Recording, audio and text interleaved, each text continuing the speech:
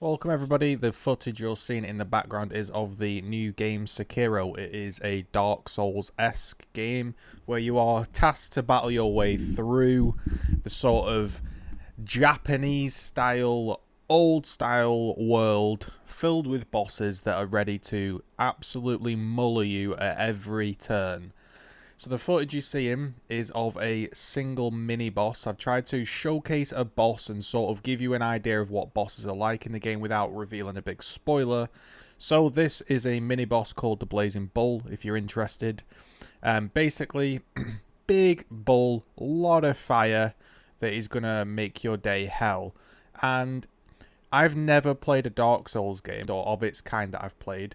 And the idea is, again, battle your way through these bosses. There are mini bosses. There's a storyline. There's clear techniques you can use, and there's a variety of techniques that can be used. So should you be buying Sekiro initially? I think yes, Sekiro has been very, very fun so far. It's been very tough. There have been moments of frustration, but it's more tough than it is frustrating, and I think that's the sign of a fair game. Yet occasionally the camera can be very, very frustrating due to its willingness to change its mind of who it is locked on. Now maybe that's me as a bad player not really navigating the camera correctly. Well, maybe that's just a fault of the game, or maybe that's also part of its difficulty, that bosses move fast and enemies move fast, and controlling the camera is a very important skill. But again, it's fair. It doesn't feel soul-crushingly bad when you die, and you can feel yourself slowly progressing. An example last night was I spent 2 hours on a boss. Yep, 2 whole hours on a boss. I spent 1 hour, took a break, came back, spent an hour. At the beginning, the guy just seemed absolutely unkillable. There just seemed no way I could kill the boss. Just couldn't get a way around it. Nothing was working, and I was struggling to see a way through. Towards, I'd say, the back half of the first hour, I was getting his stagger bar down, and you begin to feel a sense of progress and a sense of, actually, I am getting better. Then you might end up doing a little bit worse because you think, oh my god, this is it, I'm finally going to kill him, and then you go back to stage 1, and then you slowly improve again. But it's that slow improvement and that slow style of just grinding and working out the correct angle to fight the boss, and which way should I be running just to set the fight up, what skills should I be using, just makes the game for me super rewarding. An interesting idea, and it's nothing new, but these games have no difficulty setting, meaning that the difficulty you load the game on is the difficulty the developer designed to play it. And that's important for me, because when you play a game like this, you're all on the exact same difficulty and you're all battling through the same experience. So when you say to somebody, I actually managed to kill the Blazing Bull, everybody knows what you had to go through, the initial learning process, and it wasn't like you played on some easier mode and there was a cheaper mechanic where you could just brute force it through damage or HP. Everybody has the same difficulty, and it's tough, but it's rewarding, and you do learn its mechanics, and yeah, again, very rewarding when you kill it. So things to note, there are a whole host of trinkets and skills and other things you can be doing apart from just killing bosses. If you're getting stuck at a boss, what you can go and do is you can go and farm some zones. These sort of monsters can drop items such as sugar, sort of ceramic tiles. Again, they can drop gold, which you can then go to merchants and buy different tools.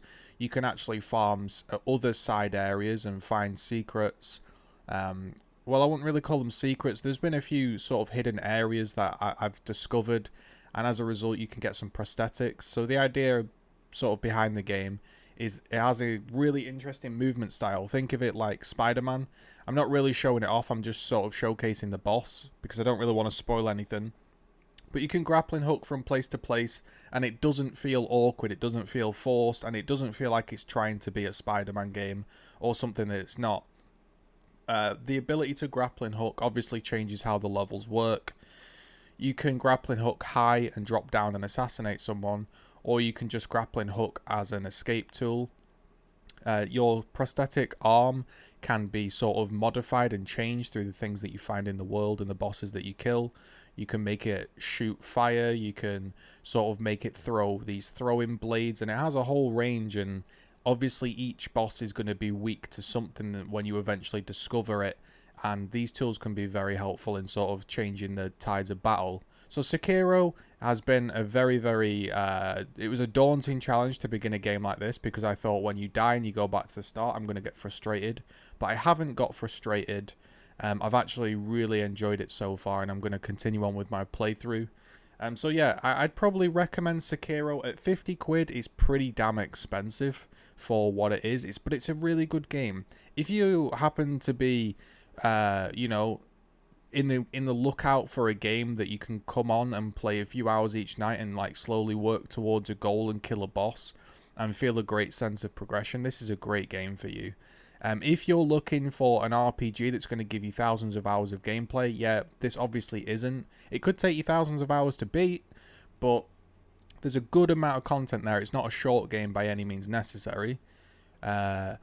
Is it going to be this fun platforming style game? No, it's going to be frustrating and difficult, but it's going to be tough and fair. It's not going to be rage-inducing, which I thought it was going to be. But if you're really looking for a game and you've got time to kill and you're really not sure what to play and you've got the expendable cash, you could definitely drop 50 and you wouldn't feel too painful about it.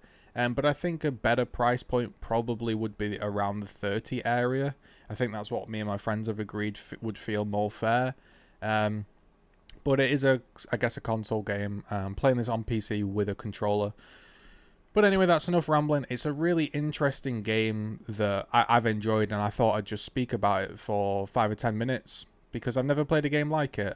It kind of makes me want to play Dark Souls. I don't know how Dark Souls would feel after this, but I'm only on the early bosses, and it's been tough, it's been rewarding, but yeah, can't wait to sign in and smash my face against another boss for another hour or two.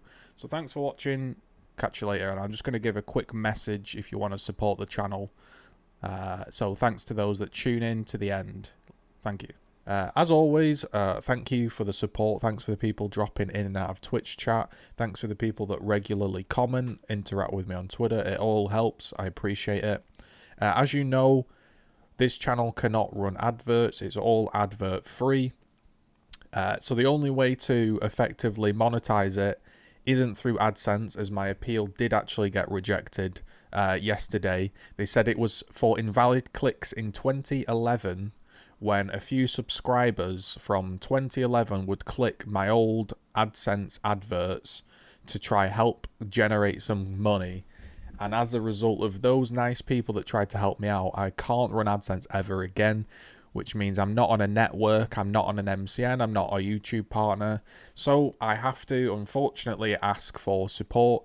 If you want to support me, you enjoy the videos, you enjoy the commentaries, or whatever, there are links in the description to just tip a coffee, whatever you want to do. 2011, for this quick story, I had a blog where I would embed my YouTube videos because you couldn't be a partner on YouTube for gaming in 2011. People would visit my blog. I'd have like a box where I'd describe the video. I'd give some extra thoughts. Think of them like developer commentaries. People would tune into the blog. They might think, hey, this guy's making some nice videos. I'll spam click some adverts to him, because in 2011, nobody knew what they were doing on the internet. YouTube didn't have billionaires, you know, they didn't have celebrities doing concerts and boxing fights. It was just a very small thing, and people thought, hey, I like this guy's videos, I'll help him out by clicking some of his adverts. Well, those are actually false clicks, and they kind of fucked me over. So as a result, I can never run adverts on any channel ever, and here I am asking for support.